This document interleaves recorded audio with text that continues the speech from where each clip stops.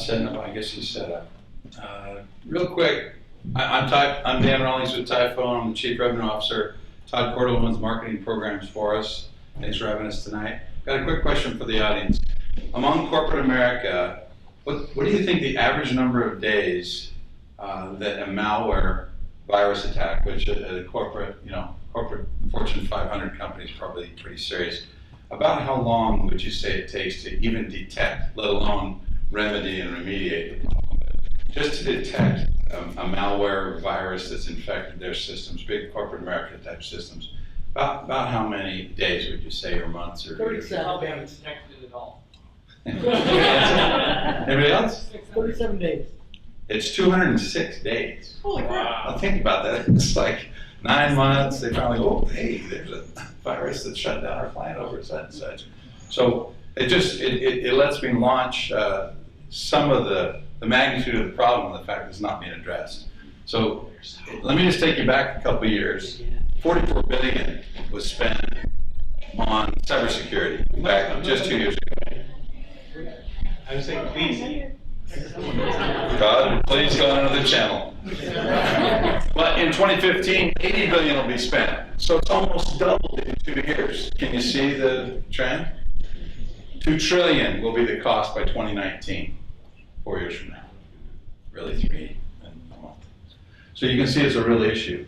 Part of the reason why it's an issue and remains an issue and is actually growing is because there's an approach that is a software-only approach. Typically, the larger cybersecurity organizations, companies who are helping corporations and individuals solve the cybersecurity issues and digital security problems, they're software-only type solutions, which deals with a part of the problem. But as you can see, with the Target breach and others, you're talking about 40, 60, 100 million records being taken in bulk.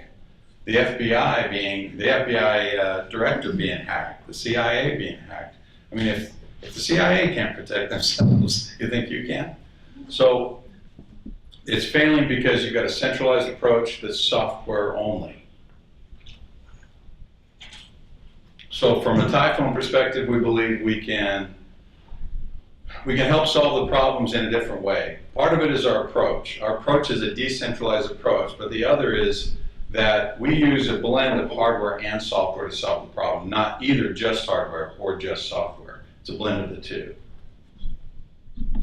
Now, I know some of you out there saying, whoa, whoa, whoa, it's the age of Google and Apple and Facebook. You just talked about hardware. You used the H word, Dan. What the hell? So I just want to let you know we're a pretty good company, because every time you go to pay for a purchase and use Google Pay or Samsung Pay, Apple Pay, you've got a hardware device in your hand that you're paying, and it's a combination of hardware and software. And it is very much the approach we're talking about, with one big glaring example difference. One is Apple will solve for their community and their devices and their OS.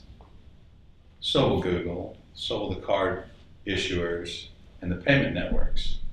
Highly fragmented though, so there is no ubiquitous, cure-all type of solution. Instead, these little fiefdoms of technology will maybe solve some of the problem for their constituents, but globally won't be addressed, nor will it be across the board and across all devices and OSs. And last time I checked, we as consumers want whatever I want to do, whenever I want. Don't tell me, what device I have to use, etc. I just want to be able to do my thing. And that's really what Tyfone's trying to be able to provide, is the extra convenience to go along with that extra levels of security. Okay. All right, so the key point here is that our technology can be instantiated in a variety of different form factors. We have a form factor that I'll demo for you in a few minutes, a few seconds, that has the look and feel of a credit card, a normal credit card with an EMV chip and the whole 9 yards. But if you were an automotive manufacturer and wanted to put our technology inside of a key fob that you're already issuing your customers as part of their locking and unlocking mechanism, etc., we can actually secure a connected device on the Internet of Things, like a connected car, for example, just using our technology embedded in a different form factor. Micro SD is another form factor we use. Let's go back to that real quick just to show. This is, yeah, he's moving right along. How do I go back on this? Back. That's how you keep the 5 minutes. Welcome The left button. Only goes forward. Oh, got it. Just want to let you know there's a lot of circuitry and really advanced capabilities in here, but it looks exactly like a credit card and actually can be a debit card, a credit card, an identity card, a secure access card. It can be an all-in-one card. We intentionally put this form factor in place because we realized not everyone carries a phone of the same type, but everyone carries a credit card, no matter where they go. So let's keep going. This kind of tees me up for the demo. I just, this NIST is the National Institute of Standards and Technology. You don't care about that. What you do care about is, depending on what level of security, what your activity is going to drive the level of security that your bank and others are going to require of you and you're going to need to have. The first 3 levels are software only. The 4th level, and that's the extra level that Tyfone brings to the party, is the hardware and software security. And we allow that. We basically are doing that to provide any level of security you need, regardless of what device you're on and what you're trying to do. And that way, we basically marry the highest levels of security with the highest levels of convenience. Normally, those two are mutually exclusive. Right? Usually, higher levels of security, I got to change my passcode every 3 days, and it's got to include my mother's maiden name's initial and the dog's pedigree and all that kind of stuff. So we'll keep going. All right, so the Euphoria demo. Let me just show you the card I'm talking about here is this credit card. If I push the button, it has NFC and Bluetooth communication with my device. So I'm going to have Todd scroll through it. Basically, that's our mobile app that we use for banks. So if you're a credit union or a bank, you would subscribe to our banking capability. I'm logging onto it to a certain level of security that's just checking my balances. At some point, and that's level 1, level 2 of NIST, at some point I need to go in and I want to transfer funds or do something that's a little more rigorous and risky as a transaction, and the bank would have said, hey, I want those kind of transactions to have a higher level of security and require you to have a sidecar and basically use it to invoke the extra security credentials.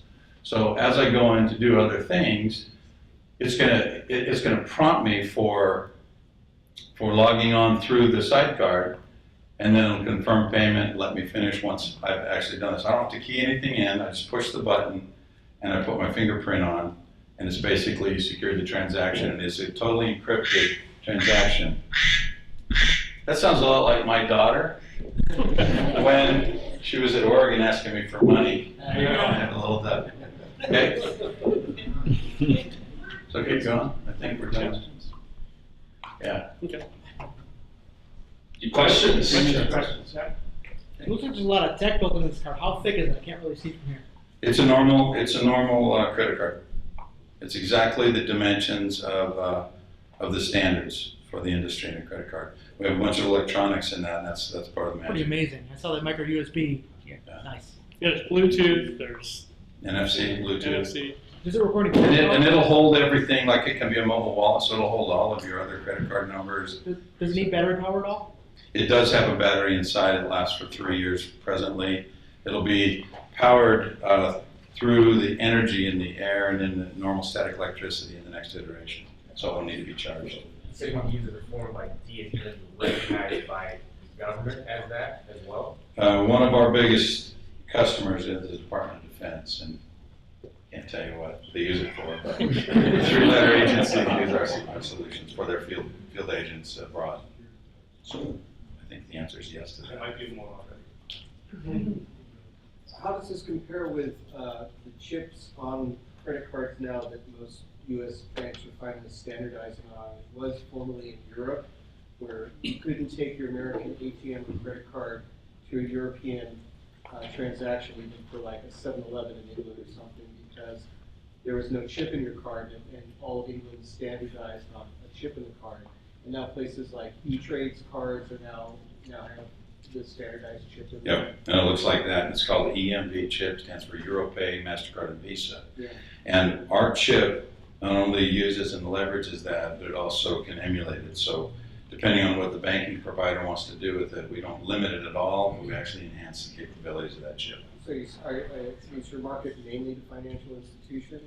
In the form factor of the card that's going to be used as a credit or debit card, yes, but like I said, this can be an all-in-one card. So it could be your HID card that normally only lets you in access to the buildings and tracks that. Why carry that around when my credit card, my debit card, my identity card, my access card, my secure, my car card is all one thing that you're going to keep in your pocket anyway. So we know we need to distribute this through the banks and through Visa and MasterCard to get it prevalent, but wouldn't you want something that does everything you need to do right? It's like a coin for your life.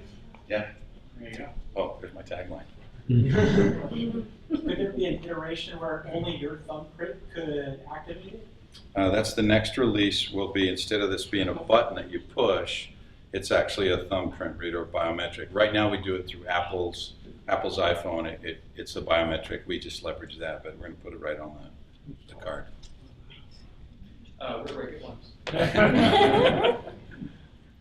Well, through the banks. Coming soon to a theater near you, but we're distributing through the banks. We've got 2 of the top 10 credit unions in the country using our solutions and the U.S. government. And we just moved from kind of the ideation, innovation, as you can see, it's pretty advanced stuff, to go to market. And we're going to market in financial services industry, telecommunications and high tech, automotive and transportation, and then energy and utilities for their plants and plant security and things like that. Last question right here. I was gonna ask you what your business model, who are you selling to, how are you gonna make your money? For each of those vertical industries I just described, we'll sell to both the large end users, probably top 10 end user organizations, so in automotive, Mercedes, et cetera, but also sell to their tier 1 and tier 2 electronic suppliers, so Delphi, Bosch, Siemens, et cetera, that are the tier 1 suppliers to those automotive manufacturers anyway, as an example. So we'll go sell to them, because often they're going to want to embed our solutions in their overall offering, for the OEM. So that way we get swept along, but we don't want to wait for them to tell the auto manufacturers the good news about us, so we'll go directly as well. We'll do the same thing in all those verticals. It's one of the reasons we're only picking 4 verticals, because as you might imagine, security is a cross-industry, problem, and our kind of security has a lot of use cases we haven't even thought of yet, but people in industry that are wrestling with these security and identity management problems, they'll figure out the best ways to use us. Beautiful. Thank you so much. No problem.